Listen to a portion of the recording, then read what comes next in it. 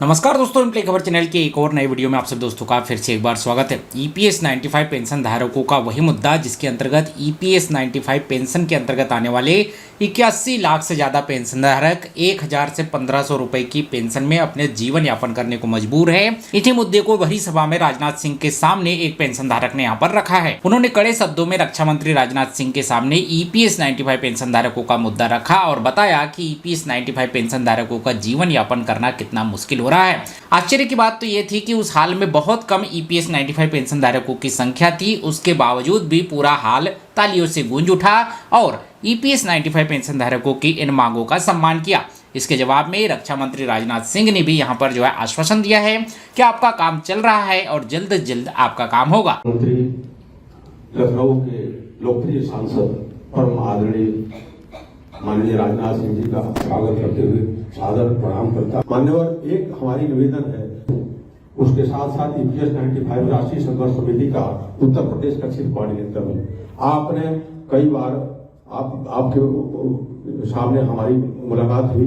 आपने जब भी हम लोग अपने पदाधिकारियों के साथ आपने बहुत अच्छे से सम्मानपूर्वक वहां पर किया। मैं उसके लिए आपका आभारी हूँ। बस एक निवेदन यही है कि हम वृद्ध पेंशनर्स 81 लाख पूरे देश में है और 7 लाख यूपी में है, तो हम लोगों को 11 से 72 रुपये एवरेज पेंशन मिलती है। तो हम आपसे यही निवेदन करना चाहते हैं कि कम से कम जो जीने लायक जो वृद्ध लोग हैं वो सम्मान पूर्वक जीवन व्यतीत कर सके, उसके लिए कम से कम 7500 डीए हमारी डिमांड है और पति पत्नी को मेडिकल की सुविधा मिले, ये हम आपसे निवेदन करना चाहते हैं। मैं सभी को धन्यवाद देता हूं।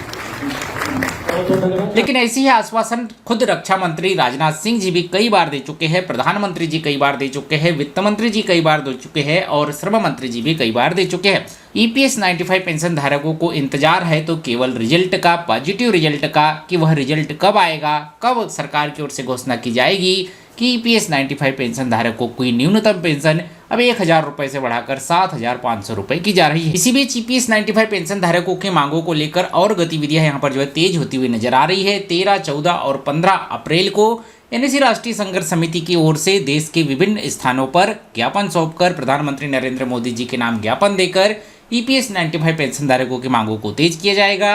21 अप्रैल को बीएमएस भारतीय मजदूर संघ मध्य प्रदेश की ओर से भी जिला अधिकारी कार्यालय पर ज्ञापन सौंपकर ईपीएस 95 पेंशन धारकों की मांगों के बारे में धरना प्रदर्शन किया जाएगा।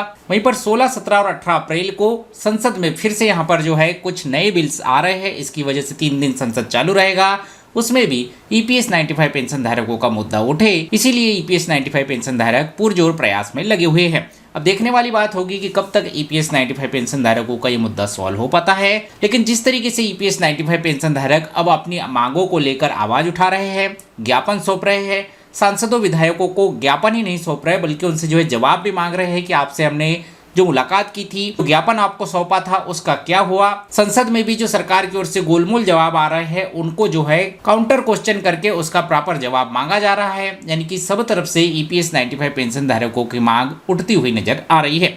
आपको क्या लगता है, कब तक ईपीएस 95 पेंशन धारकों की ये 4 सूत्री मांगे मानी जा सकती है? मुझे कमेंट करके जरूर बताइएगा। ये वीडियो जानकारी अपडेट आपको अच्छी लगी हो, वीडियो को लाइक शेयर, चैनल को सब्सक्राइब जरूर कीजिएगा। मिलते हैं अगले वीडियो में। जय हिंद, वंदे मातरम।